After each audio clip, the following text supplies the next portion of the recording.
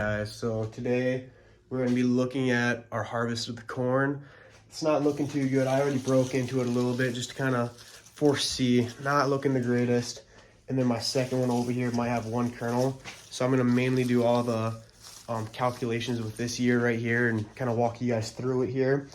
But I mean, I think I planted it January, early January, one of the first weeks. And now it is the first week of May. I almost said March, I wish. So a good 4.5, 5 months of growing time here. And it's been in a constant room of about 70 degrees plus or minus, probably 5 degrees or so. Some days it was pretty cold in here and some days it was warmer. So, you can calculate that with the GDU. So if I remember right, you got to take your high temperature minus your low temperature, and like your constant is like 54. That's how many GDUs you get. Maybe I'll throw that calculation up here somewhere. But yeah, no, let's take a gander at what we got for our yield here, and maybe we'll dig in the dirt a little bit. All right, guys. So after a long time of waiting, we'll harvest this bad boy here. It's not looking the greatest. I'm not gonna lie to you guys. It looks like we have a few kernels here that were kind of either aborted or whatnot through the growing season in my room here. If you can kind of see that, I have to look in my book, kind of see kind of the reasoning. Probably, I'd say drought. Wasn't the greatest at watering it all the time. So to be able to determine our yield per acre, we first got to determine how many ears we have per acre. And to do that, you can measure out 17 feet 5 inches and then count how many harvestable ears there are. And then usually you would want to take around 3 ears from that one sample. Because, okay, so that 17 feet 5 inches is 1/1000th of an acre. And you can kind of just multiply it by 1,000 to determine how many plants you have per acre, harvestable ears per acre.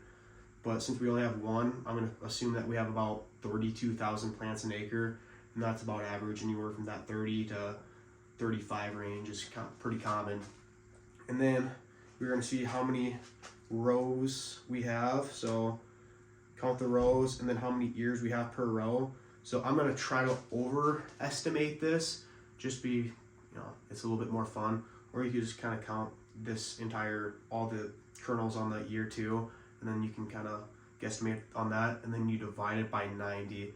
I'll also throw the calculation up here somewhere so you guys can kind of do it with us, or with me. But I'll go on this kind of longer side right here, like I said, just to kind of bump our yield up. Like this does not look like a good yielding piece of corn here. So I'll grab my notebook over here and we'll figure it out. So I'm gonna say we have 32,000 countable ears on our acre. So 32,000 countable ears. And then I'm gonna multiply by how many rows we have. So usually you don't want to break it in half and count that way, but this guy's a little bit too small, so I'll just mark one of these kernels so I don't double count it. 1, 2, 3, 4, 5, 6, 7, 8, 9, 10, 11, 12, 13, 14. So we have 14 rows. So 32,000 times 14. And then we're gonna multiply that by how many kernels we have in that single row. So like I said, I'll go with one of the longer rows to boost our yield up a little bit. 1, 2, 3, 4, 5, 6, 7, 8, 9, 10, 11. So 14 by 11, if that was all those rows had 11. And then we're gonna divide that all by 90. So this is what the math looks right here. I know my handwriting's not the greatest, but that's all right. But like if you're gonna, obviously you don't want to just pick one spot in the field. You'd want to average that out. So you could probably, you'd want to multiply these numbers and then add up all these. So 14 times 11 is 154, I believe. something along that lines. Yeah, 154. Let's say you do another 10 counts, so then you'd add all those 10 up and then divide by that 10, so then that'd be your average. So I'll do this math real quick and I'll bring you back. Okay guys, so after doing this math, so this 32 right here is how many ears we found in that 1/1000th of an acre, or 17 feet 5 inches. So that 14 is how many rows we have. And then 11 is how many kernels we have in that row. So we multiply these three numbers together, and we got 4,928. And then we'll divide that by 90. So that's kind of our, like, how much, I believe it's how much the grain fill is. It's just that constant number. So like if you have like really poor grain fill, like this guy, pretty poor, you might want to yank it up to, 100, so it'll lower your yield a little bit, because yield is off of weight, not how many kernels you have. Or if like they're really full, nice big ears or nice big kernels, then you can be like, well, I can probably lower that number, and this is just an estimation. So then we divide that by 90. Like I said, I'll just use the base number. This is definitely not the best ear corn ever. This is probably like Nebraska corn. Actually, I don't even want to diss Nebraska that much. Like, this is like, I don't even know, not good corn. So then we come down here, so we divide that, and we got 54.755 bushels.